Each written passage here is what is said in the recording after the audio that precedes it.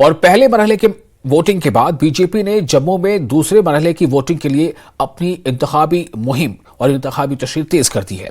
Jammu Reasi Lok Sabha seat से BJP के उम्मीदवार जुगल किशोर शर्मा ने आज जम्मू के चौवाड़ी और सैनिक कॉलोनी इलाके में एक अवामी बैठक में हिस्सा लिया और न्यूज 18 से बात करते हुए जुगल किशोर शर्मा ने कहा कि जम्मू में लोग जानते हैं कि सिर्फ और सिर्फ प्रधानमंत्री नरेंद्र मोदी ही उनकी उम्मीदों को पूरा कर सकते हैं। उन्होंने कहा कि कांग्रेस, पीडीपी और एनसी के पास मुद्दों की कमी है, इसलिए सुर्खियों में रहने के लिए गैर जरूरी बयान दिया जा रहा है। उनका दावा है कि इस बार उनकी जीत का फासला ज्यादा होगा।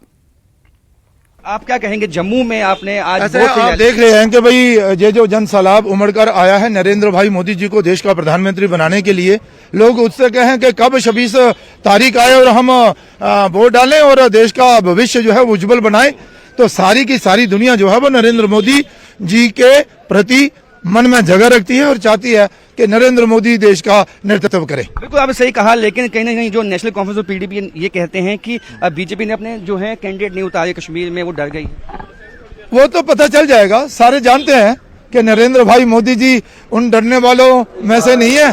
नरेंद्र भाई मोदी देश के भविष्य के लिए कुछ भी कर सकते हैं और इसलिए जो उन्होंने किया है ना, लोग उसको देख रहे हैं। कांग्रेस के पास कहने के लिए है कुछ नहीं, क्या कहेंगे, कुछ ना कुछ उनको कहना है तो इसलिए कहते रहते हैं। जम्मू में आप मुस्लिम बहुल इलाकों में आज जा रहे हैं, आपको लगता है कि सब लोग जो हैं आपको आज इस दफा सपोर्ट करेंगे?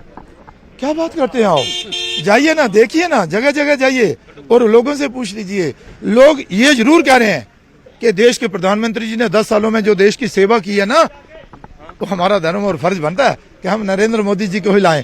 वो तो अब कैंडिडेट को भी नहीं देख रहे। विक्ट्री मार्जिन कितना रहेगा आपका? पहले से ज्यादा रहेगा, वोट भी रहेगा और मार्जिन भी रहेगा। पहले से ज्यादा वोट मार्जिन जो है वो रहेगा और पहले से ज्यादा जो है लोग विश्वास जताएंगे भाजपा पे, और कांग्रेस के पास कहने के लिए कुछ नहीं है, ना नेशनल कॉन्फ्रेंस और पीडीपी के पास, इसलिए वो इस तरह के बयान दे रहे हैं। लेकिन बीजेपी जो है वो ज्यादा से ज्यादा जो है सीटें जम्मू कश्मीर से जीतेगी और जिस तरह से इन्होंने कहा है कि जो उन्होंने कश्मीर में जो है अपने कैंडिडेट नहीं उतारे हैं बीजेपी ने, तो उसके पीछे भी बीजेपी की अपनी एक स्ट्रेटजी है। कैमरामैन सागर भट्ट के साथ राजेंद्र, न्यूज 18 जम्मू।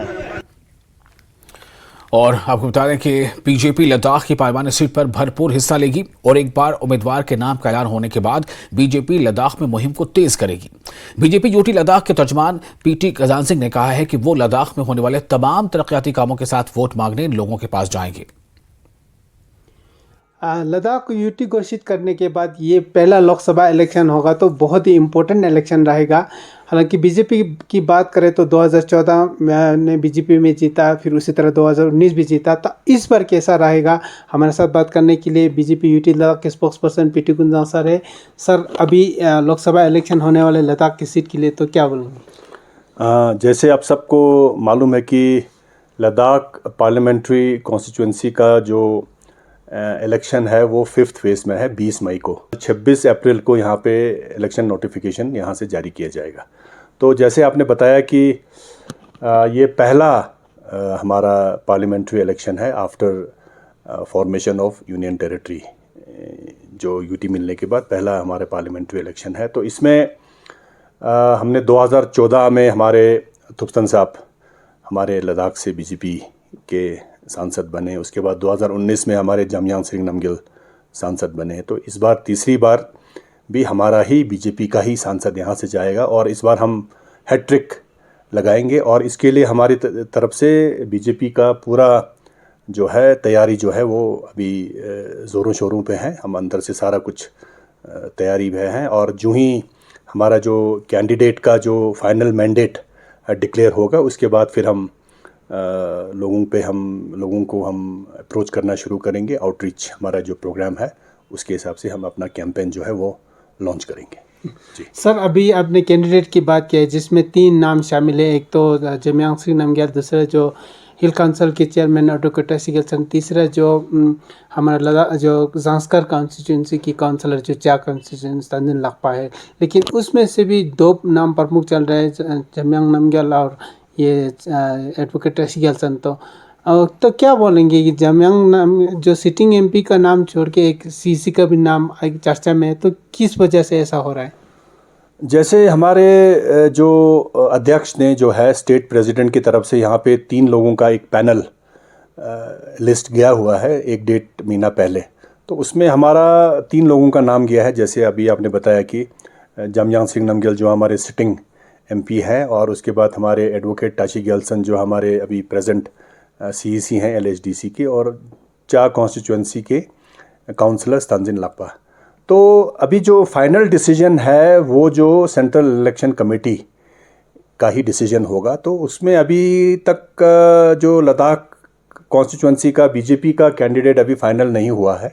तो हम उम्मीद करते हैं कि आने वाले 2-3 दिन में शायद इसका फैसला हो जाएगा।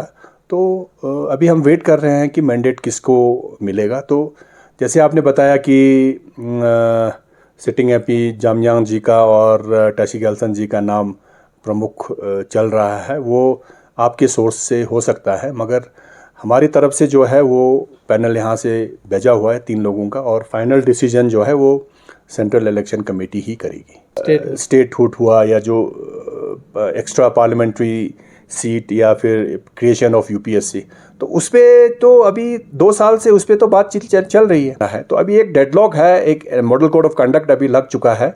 तो हमें पूरी उम्मीद है कि कल रिजल्ट आने के बाद फिर जून-जुलाई में जब गवर्नमेंट नया फॉर्मेशन होगा तो इसी बात को हम कंटिन्यू करके जो भी लद्दाख के इश्यूज़ हैं उसको हम बराबर करने की हम पूरी कोशिश करेंगे, और ये हमारा कमिटमेंट है। लेकिन देखने वाली बात होगा इलेक्शन के दिन कैसा माहौल रहेगा। जैसे जैसे इलेक्शन का माहौल तेज होते जाएगा, लोगों का व्यवहार कैसा रहेगा, इलेक्शन के दिन किस तरफ से ये जाएगा, ये देखने वाली बात होगा। मैं और मेरे साथी सोनम निंजन, न्यूज़ 18 के लिए। और हाफ मैराथन